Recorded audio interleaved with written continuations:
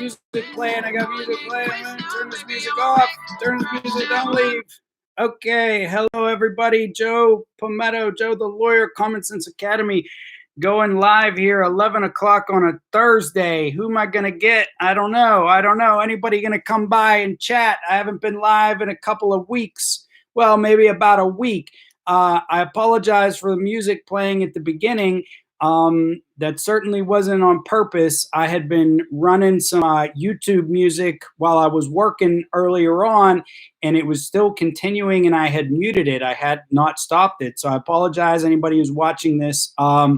As it's been recorded and saved, the music was unintentional. Joe Palmetto, Joe the Lawyer here to talk about sovereign citizens, the coronavirus, the current state of politics, or whatever it is that you would want to chat about. I will answer your legal questions. If you have legal questions in relation to the coronavirus, we can talk about how it is impacting the world of law or otherwise. Again, I know this was a sort of a surprise, me jumping on live. I don't know if anybody's available right now, but if you are, feel free to join me. We can talk, we can chat. I will take your questions. Hop into the chat bar and drop me a question. I can talk about tell us please, how are the lawyers doing? Terribly. So Sarah, thanks for the comment. Thanks for joining me. The practice of law is pretty weird right now. It's strange. So I mostly do criminal defense and I do a lot of family law, and our court dates have been shut down almost entirely. And family law and criminal defense is the kind of area where you need to have court dates in order to have clients. Now, attorneys that do civil litigation, their practice can go on and on, all right? You don't necessarily need a lot of court dates, so they're still working. But I have less and less work. What I have been doing is working on my book. I'm writing an electronic book that I'm going to release on Amazon about sovereign citizens. It's going to be a lot of fun. But if anybody has a legal question for me or a question otherwise, drop it in the chat box and I will answer for you. Whatever you want me to talk about, I will talk about. Hello, Tina from Fort Myers. Hi, Tina. How you doing? Thanks for joining me. Sarah, normally, thanks for jumping in. If you have a legal question, my man Patrick, what's up, man? What's up, Pat? How you doing? Pat, you want to call in? Hang on a second here. Pat, do you want to call in? Have two. Zide Starstalker, how you doing? Good evening. Gary, how you doing? Pat, if you want to call in at some point, let me know. We can have a little conversation here. I think a lot of viewers like it whenever I have call-ins. Go ahead, give me a call. Or you want me to call you? You don't have to call in, but if you want to, call in. The Queen and the Corona. Is it true they are letting prisoners out? Let me speak on that, okay? I'll tell you what my impact, how it's been as a criminal defense attorney is every client, I do criminal defense, every client who's in jail immediately called me once the first newspaper article here in Pittsburgh came out saying that they were letting people out. Everybody in jail thinks they're getting out because of the coronavirus, all right? Let me tell you something. I got a client who is accused of essentially attempted homicide, okay? And they're calling me. I'm like, dude, you're accused of attempted homicide. Like, you think they're going to let you out because of the they'll let you die in there of the coronavirus before they let you out.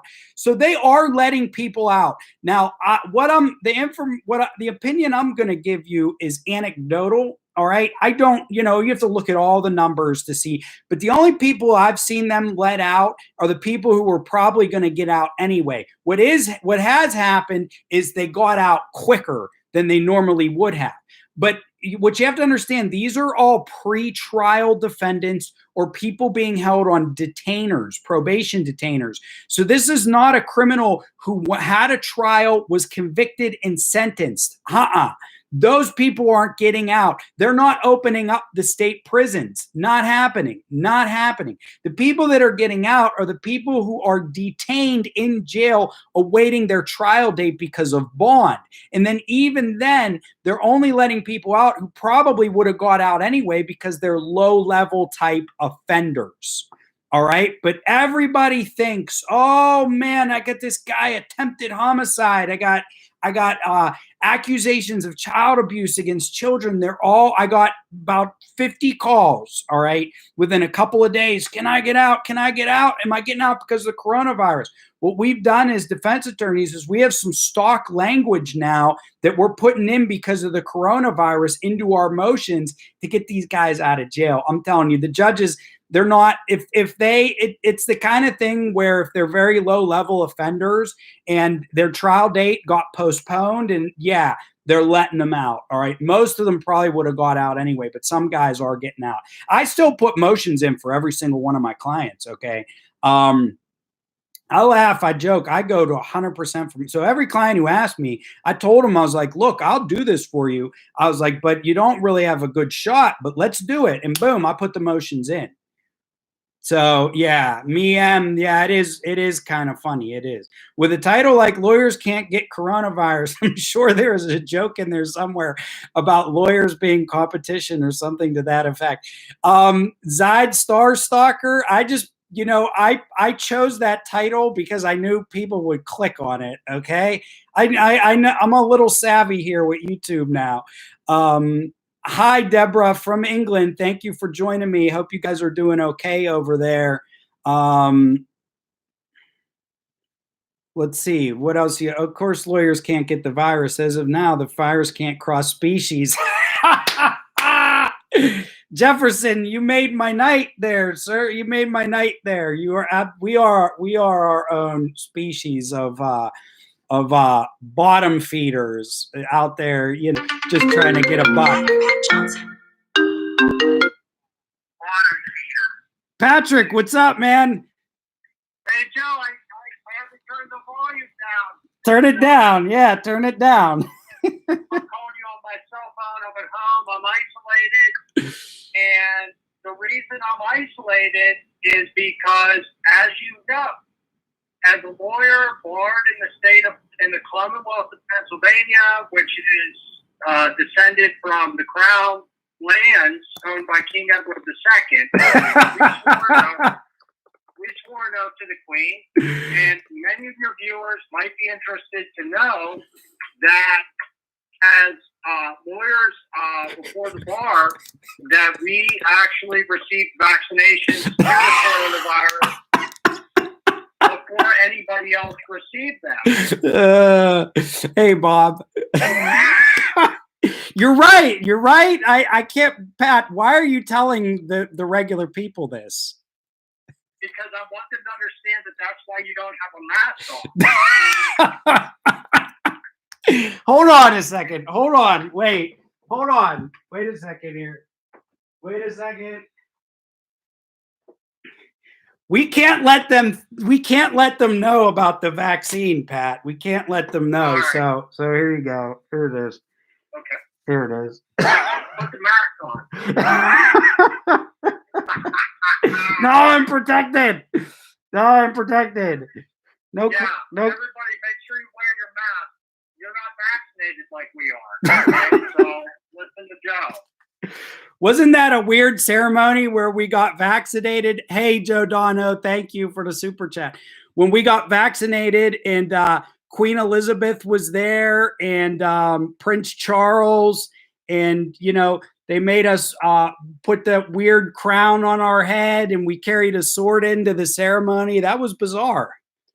Well, they drew the blood. They drew the blood of the Queen. Well, they have to do that because we're the only people permitted to access the Queen of England. I think they used the Queen's blood to make the vaccine, right? Yeah, they did. She's the host. She was the host. She was the host. She's the one where she's the vampire from which the virus originated. Queen Elizabeth II. Well, here's the thing. We got the vaccine. We're vaccinated. I don't know if you saw my prior video. The Moorish sovereign citizens, they believe they can't get it. They believe they can't get the coronavirus. I read that, but what is that? Because they descend from the Moorish king, or what is? How does that work? Well, you know, I actually did some research. So I'm writing this ebook, Pat, and I did some research.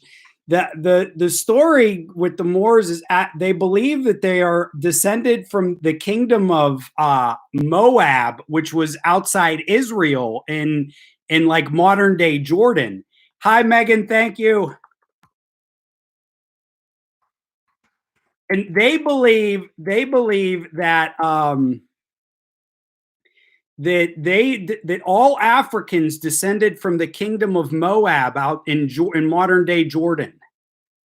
Okay, and I guess what they're saying is that, you know, the Moabs, I think they were maybe blessed by God, and therefore they can't get infected with viruses or maybe any disease at all. That might be well, I mean, common sense tells me that it's possible. I mean, if it's written and if it's in the proper grammar and syntax.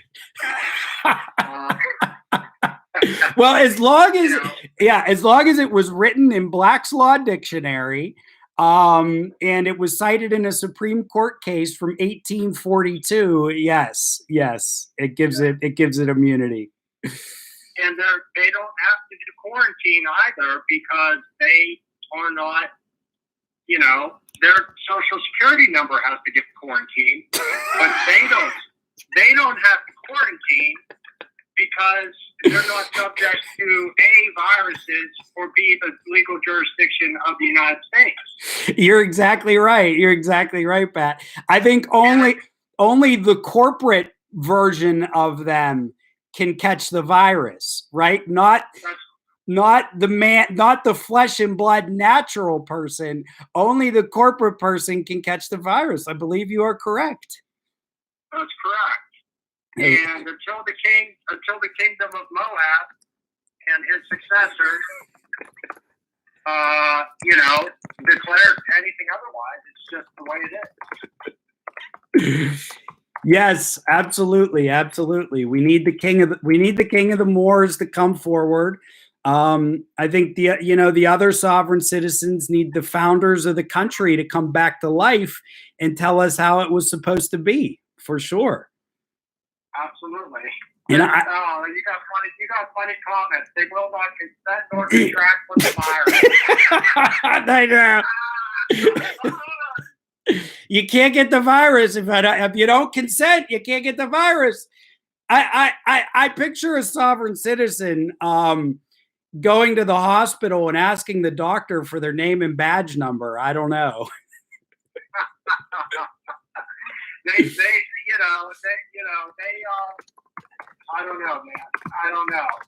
All I know is that it might be time to marry into a Moorish family, because they all have immunity. You know, as long as I'm amongst the non-sovereign citizens, I don't know what you call us. What are we even called? We're called, you know, they call us we're slaves, Pat. We're slaves. We're slaves. Yeah. So as long as we're slaves, you know, then maybe it's time to become sovereign. I think if there ever was a time, now would be the time. If there ever was a time. You know, I don't want to catch the plague. I don't want to catch the coronavirus. I believe you are correct. Yeah. All right, bro. I'm gonna let you go. Thanks for letting me call in. Thanks for calling in, man. You cracked me up. All right, see you, Joe. All right, Pat. Talk to you. Oh man, see, he's a lawyer. I'm a lawyer. We both went through the process where we received the Queen's blood and it vaccinated us from the coronavirus. You know, seeing all of these memes out here in all the stuff that I'm seeing popping up on YouTube with these Moors and the sovereigns believing that they can't be infected with the corona. I mean, it is unbelievable. It is unbelievable. I did not survive Everclear as a teenager to die from corona as an adult. I agree, Jodanu. I agree. The Queen of Corona is in the Simon and Garfunkel song, Me and Julio Down by the Schoolyard, where they trying to tell us, you lawyers get the vaccine before me, an RN? What BS?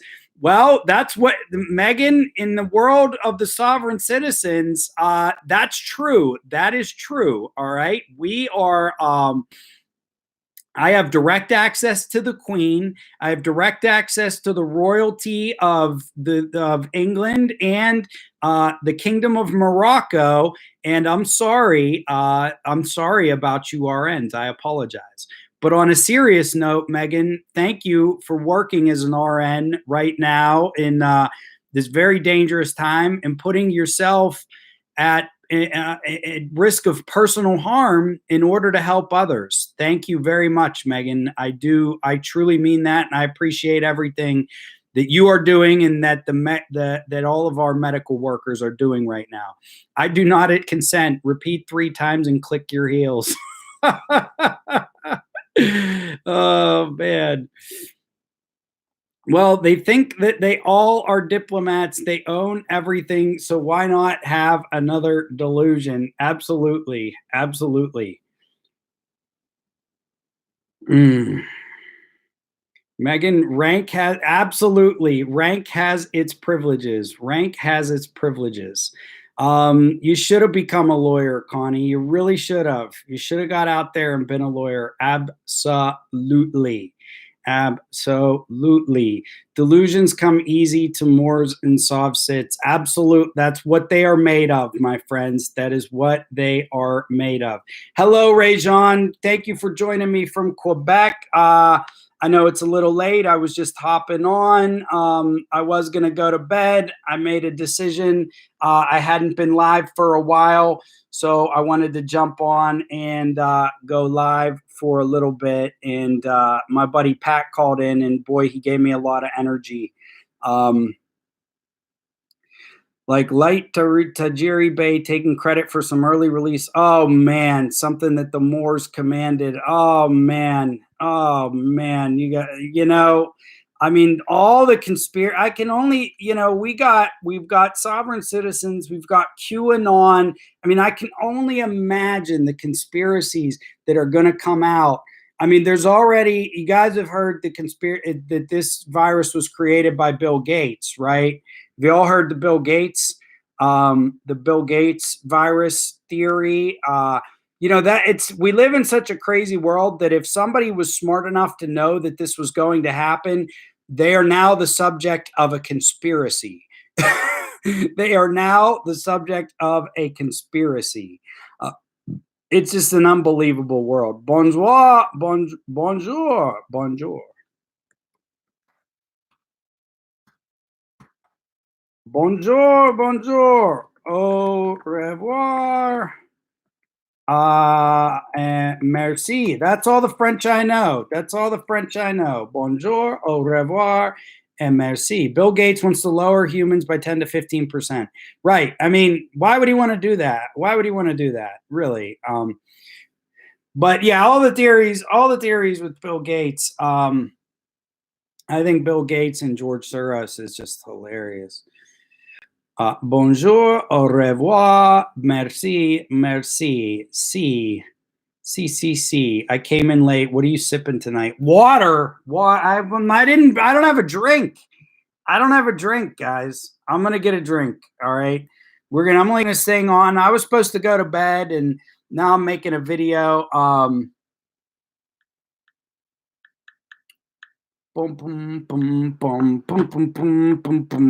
Maybe the depopulation people are onto something like cheap drugs. Just let me get a drink, okay? Everybody hold on 1 second. Hold on. I'll be right back. Oh, you. Au revoir. C'est la vie, c'est the old folks. It's goes, never can tell.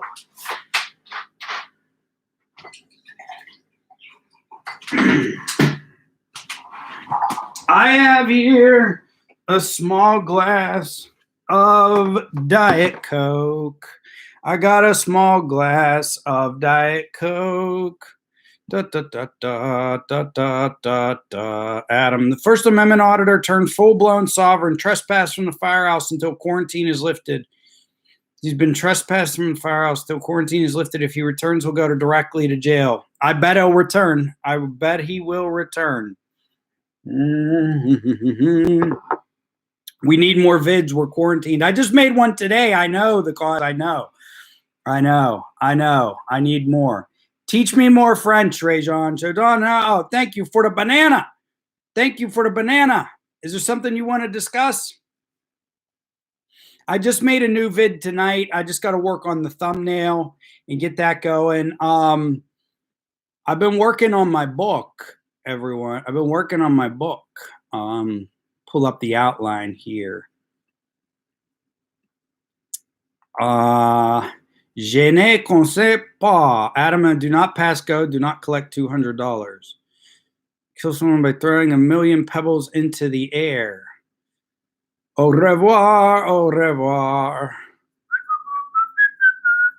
Let's see some of the, okay, so I started on the book.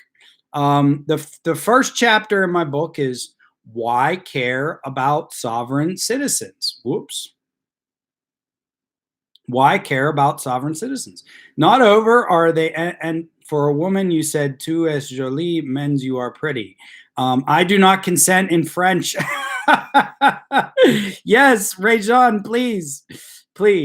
So my first chapter, the first chapter is who, what, where, and why of sovereign citizens. Why care about sovereign citizens? And in that chapter, yeah, they bring us joy, but I'm also going to talk about, you know, how they can be a legitimate threat to everybody.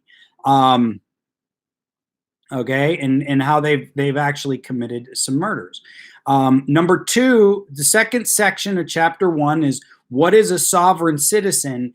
And the subcaption is a free man on the land. So I go into a basic definition of sovereign citizen. Then I do a chapter. This was one of my favorite chapters to write. It's called The Roots of the Sovereign Citizen Movement, Posse Comitatus. And I really learned a lot about the Posse Comitatus movement that started in the 60s and 70s, and also what the root of Posse Comitatus is. And Posse Comitatus actually was a legal principle for many, many years, and it's still a principle in many, many states in the United States and parts of England, where a sheriff, the sheriff of a county, can deputize anybody he wants. A sheriff can turn a regular citizen into a deputy in case of an emergency. That's the root of Posse Comitatus, is a sheriff can deputize a regular citizen to help out in case of an emergency. And in early American history, that would be used to track down a felon. So if there was a felon in the community and the sheriff didn't have enough deputies in order to go and catch that felon, he could deputize people, likely give them a weapon, give them a badge, and they could act with the force of law enforcement to go and run down a felon.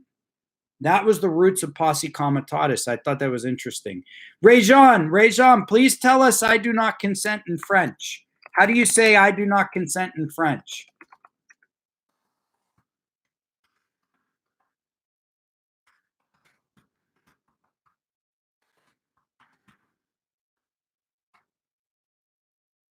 It was used for the posses. Yeah, that's where the word posse comes from. Here's the thing. So Posse Comitatus is Latin, and it means from the county. And so Comitatus is county in Latin. I mean, we're going back to like Roman Empire, right? Like the Roman county was called a comitatus. But the earliest use of Posse Comitatus actually goes back to the English Civil War, which occurred in the 1500s. And I don't know if you guys are familiar with it. Je ne consens pas. Did I say that correctly? Je ne consent pas. I do not consent. I do not consent. I'm going to put that in my outline. Maybe I'll do a part of the book where I list how you say I do not consent in like 20 different languages or something. This has nothing to do about the virus, but I really want to know what is meant when in court someone says, I'm here by special appearance. I'll get to that in a second. But let me talk about the, no, it was a misspelling. The word wasn't posse. So no consento is Spanish, probably similar. No consento. So in the English Civil War, England was at war with itself. The two factions of the English Civil War were the Cavaliers and the Roundheads, and the Roundheads supported the Royalists, who supported the king, I believe. Let me look that up real quick. I might have got that mixed up. The Roundheads in English Civil War, I believe the Roundheads were so the Cavaliers were the Royalists. The Cavaliers were the Royalists. So in the English Civil War started because there was a king, King Charles, who was seen to be tyrannical, and he would not listen to Parliament. And he didn't call a Parliament for like 10 years, and then he wanted to tax them. And eventually Parliament, I'm brushing over here with a fine brush. Parliament rebelled against the king.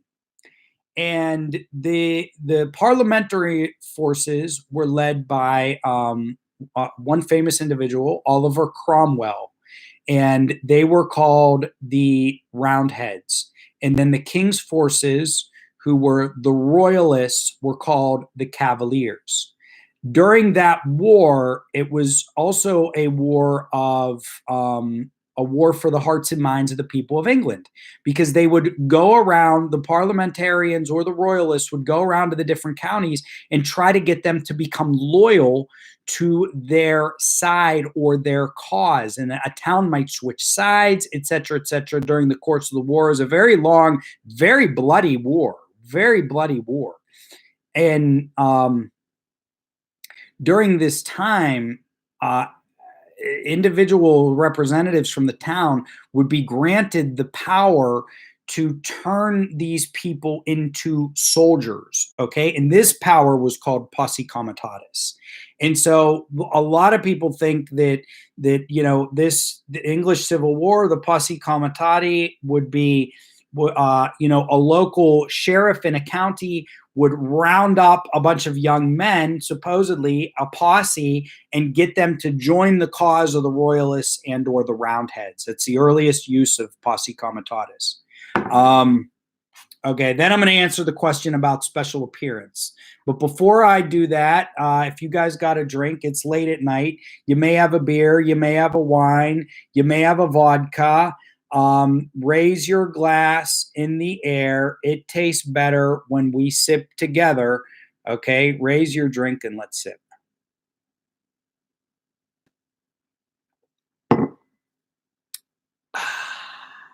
Okay, that was delicious. Did theology for 15 years. 15 years. Tom, put that Raider glass down. Tom, if you give me your address, if you get me your address, I'll send you a real glass, okay? A real glass of ICP, okay. I'll send you a real glass of soup of champions, okay? The Steelers, the Pittsburgh Steelers. Pittsburgh is known as the city of champions, all right? We have 5 Stanley Cup titles. 5 Stanley Cup titles. The Pittsburgh Pirates also have, I believe they have 5 World Series. It's been 100 years, but they have 5 World Series, and the Steelers have 6 Super Bowls. We are the city of champions. What do sovereign citizens mean by special appearance? And I'm not going to stay on long tonight, guys. I just wanted to hop on. I'm glad I got so many people. Maybe we'll start doing this every night. What do sovereign citizens mean by special appearance is they believe that if they say that they are in the court by special appearance only, that means that they can come in and argue their case without consenting to the court's jurisdiction, which without consenting to the court's jurisdiction. That's what they believe. They believe because the sovereigns believe that if they walk into a courtroom, there's different versions of this, right? Some think if they walk into a courtroom, they've given consent for jurisdiction. Some of them think, oh, if they pass the barrier and into the well of the courtroom, right? Out of the gallery into the well. They believe if they pass into the well, they've consented. Some of them believe that they've only consented once they've gone up to a lectern and stood at a lectern and addressed the judge. Then they've consented to the jurisdiction. So in order to prevent that from happening, if they claim that they are there by they're appearing by special appearance only, it creates a force field where they can enter the courtroom and argue their case without consent, and still they can still argue jurisdiction. They haven't consented to jurisdiction. That's what they believe. Generally, what special appearance means is that, and I had looked this up before. I get asked this question all the time.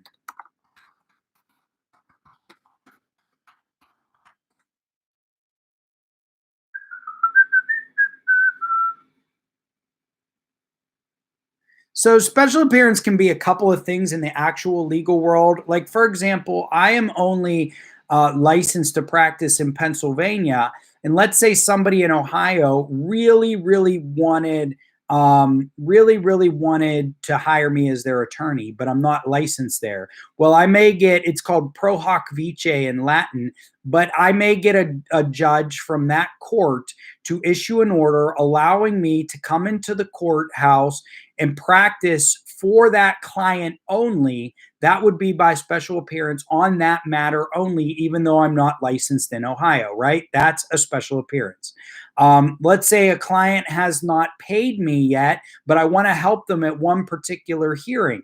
I may enter the courtroom by special appearance without like me entering my appearance on the record so that I can advocate on behalf of that client until they have paid me without me putting my appearance actually on the record. Because once you put your appearance on the record as an attorney, it's hard to get off the case. Do you know why divorce is up 5,000%? Because judges and cops are involved in your domestic life. Worse too, I believe that. I don't deny that. Sovereign citizens are there physically, but not mentally. Exactly. Pittsburgh are the pirates in the pens. Come on, Connie. We made steel here too. We made steel. SIP, shelter in place.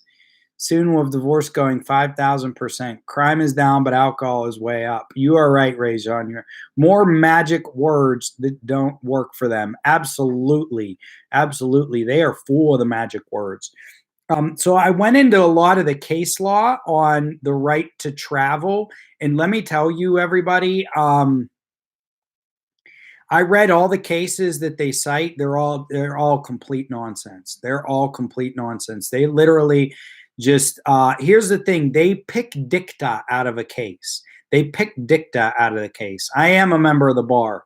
They pick dicta. So, you know, when a court writes an opinion, they might write 1,000 words, okay? But only one sentence has legal meaning. But they might make a sentence before that if somebody was cherry picking from the case would claim that it had legal meaning. That's what the sovereign citizens do on the right to travel. It's ridiculous. You have your dad you have Stiegel stuff, Jefferson? That is awesome, man. Excuse me. That is awesome.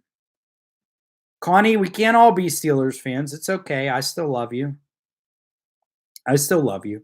You have your dad Stiegel stuff? That is the coolest shit ever. What is the case law with quarantine? Dude, that's all being written, Joe Donho. That's all being written because we've never been here before, man.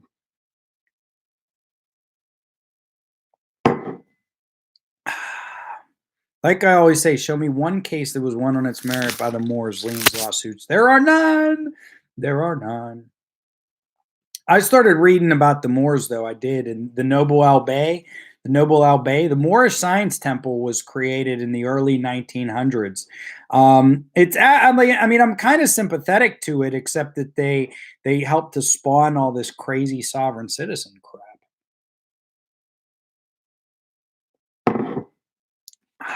the strangest case I got. Okay, Rajon, I'm going to talk about that case.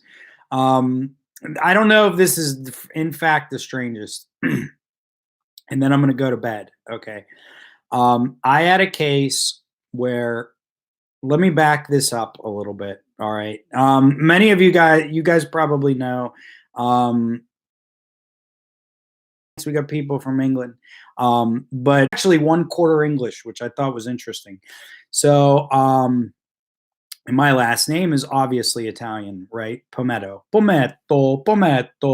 So, we got a call at my one law office one day, and the client who calls in, and he goes, because there's like 4 or 5 attorneys. He calls the law office, and he says to the paralegal, he says, I want to hire somebody from your office, but I don't want an Italian. Okay. And my paralegal starts laughing. She's in fact like half Italian. She starts yelling out to, hi, Megan. You're going to make me blush on TV. So she starts yelling out. She starts yelling out to everybody in the office. She goes, we got the client who called. She had him on mute. She goes, we have this client who called, and he wants to hire an attorney, but he doesn't want an Italian. So I was like, count me out. That's the beginning of the story. All right. So he ends up hiring a guy in our office who is not Italian, doesn't have an Italian last name. So this guy goes and represents him in one of his hearings, and then that other attorney was going to have trouble going and covering to go to one of this guy's hearings. So he asked me to go, and I said to him, I said, "Is that the guy who said he doesn't like Italians?" He goes, "Yeah." I go, "All right." I go, "Then I definitely want to go." Okay. Because I like to jag people a little bit, and like if I can antagonize a little bit, especially on something like that, I'm all in. So I go to this court hearing. Okay, it's a preliminary hearing before magistrate, and I meet the client, and he's there, and he's actually a fairly well dressed, probably 60-year-old white guy. Okay. And I go, and I introduced myself. I go, this is my name's Joe Pometto. And he goes, oh, hi, how you doing? And he shook my hand, and he starts telling me about the case. This guy had been charged with false reports. Okay. He'd been charged with false reports. False reports is when you call into the police and you make up an emergency. All right. And usually if you do it once or twice, the police will generally let you go. Hello, Shay. But if you do it a bunch of times, they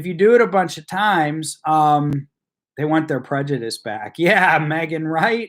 So, but if you make enough false reports, the police will charge you. All right. And this guy was making false reports. And I asked him, I go, what are the false reports about?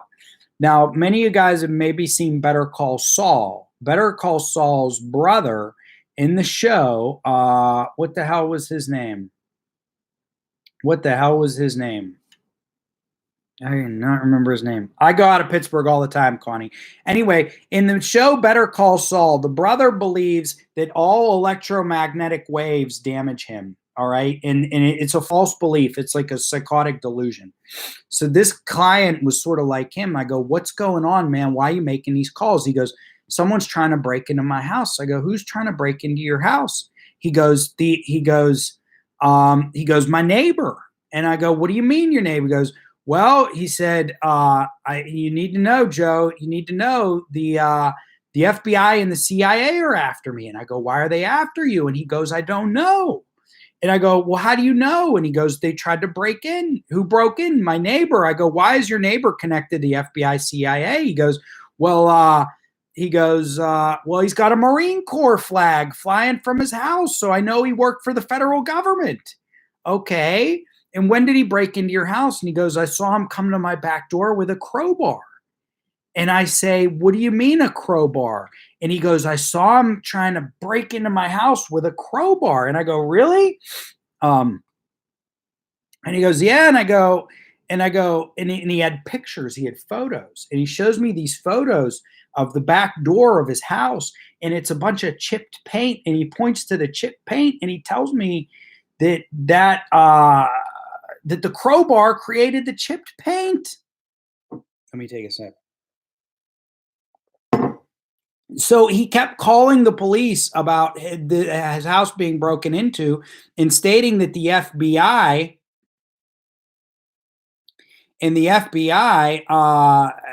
you can call me Connie, and the FBI are trying to break into his house. He also told me that he had ringing at night. He heard ringing in his ears, and that they were shooting him with a sonic weapon. So he kept calling the police, saying that his neighbor was shooting him with a sonic weapon and trying to break into his house. Totally false.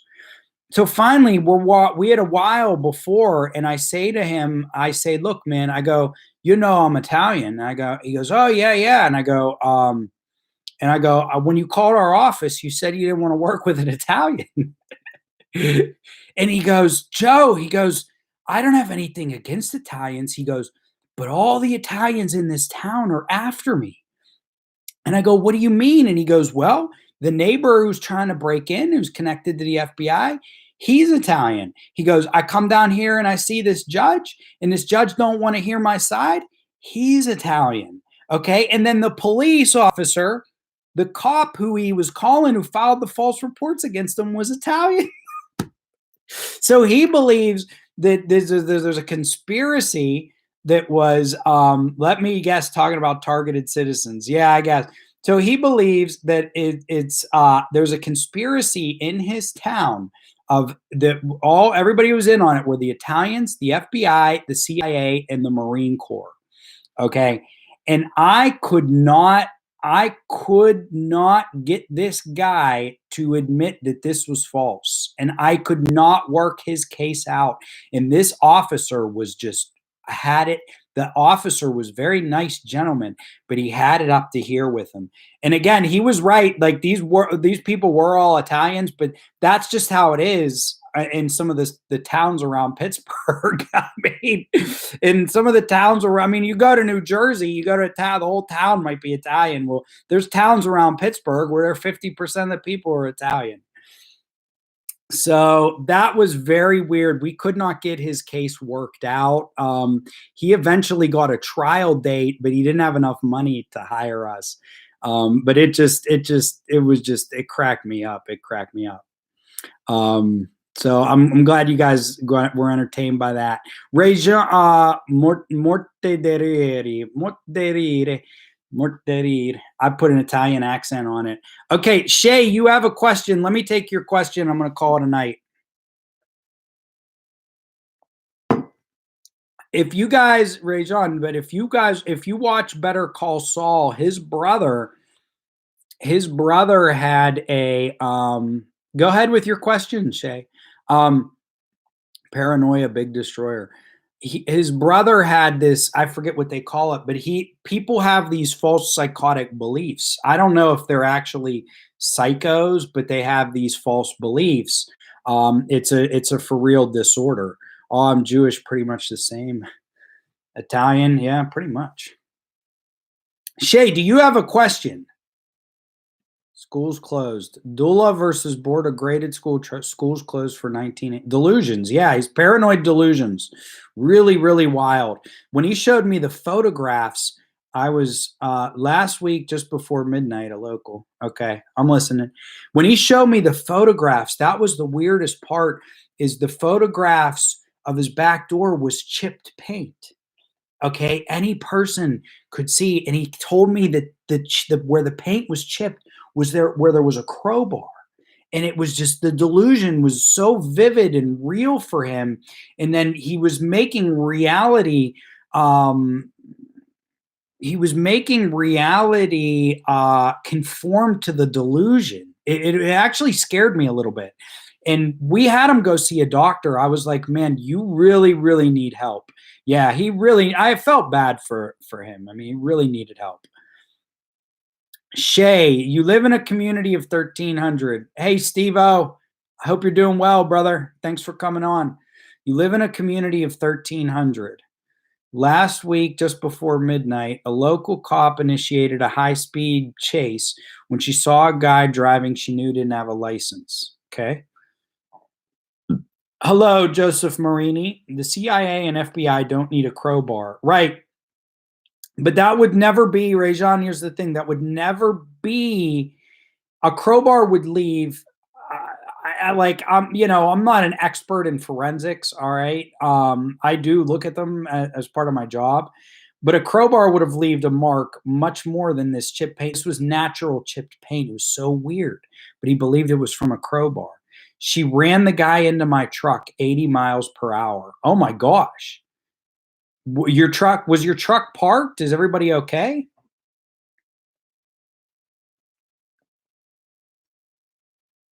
I'm on the main residential street, tiny town. Number one, Shay, what you could hire an attorney to help you with this, but it will cost you some money.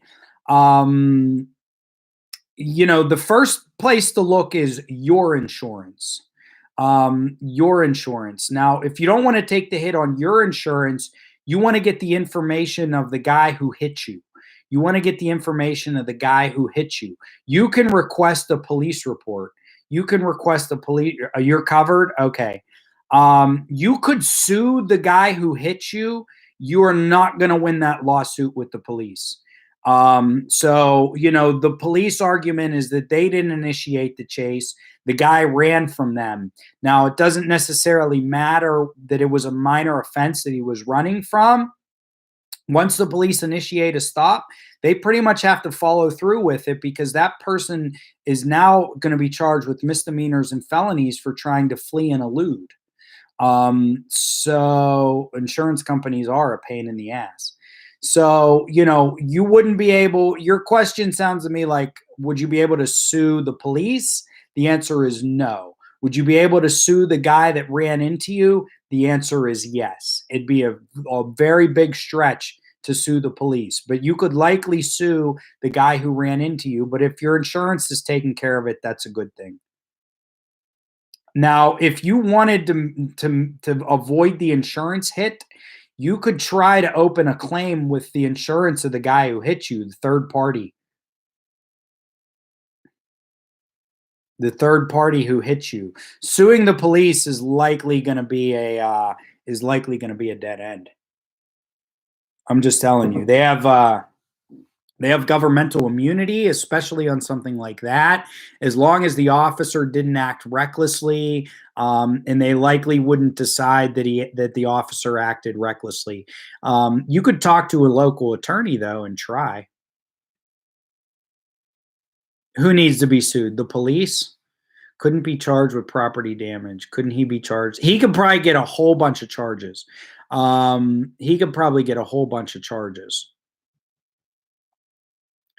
Yeah, again, I honestly, I would have to really dig into the case law and see if anybody's ever sued the police in a situation like that. I'm telling you though, just shooting from the hip, it would probably be a big uphill battle. The better thing to do might just be for you to take out a story. Thank you, Julie. Have a nice night. Take out a story in the local newspaper and let them know what happened, and people can see what the police were doing around there. He could definitely be charged. You could probably file a lawsuit again. I just don't know if it would go anywhere. Okay, everybody, Julie's out, so I'm out. But I'm tired. Thank you for the super chats tonight. Joe Donho and Megan. Thank you, Megan. Thank you, Joe Donho. I do appreciate the super chats. Megan, Italian and Greek, it doesn't get any better than that. But everyone, good night. Good night. Thank you. Thank you for coming in. Again, and Shay, just a disclaimer, Shay. You got to get an attorney to look hard at that case, all right? I'm not your lawyer. I'm just giving you legal information, all right? You got to hire an attorney to get actual legal analysis. But just shooting from the hip there, giving you legal information. Chuck McGill. Okay, everybody. Have a great night. Thank you for coming in. Thanks for the super chats. Survive the coronavirus. Peace out.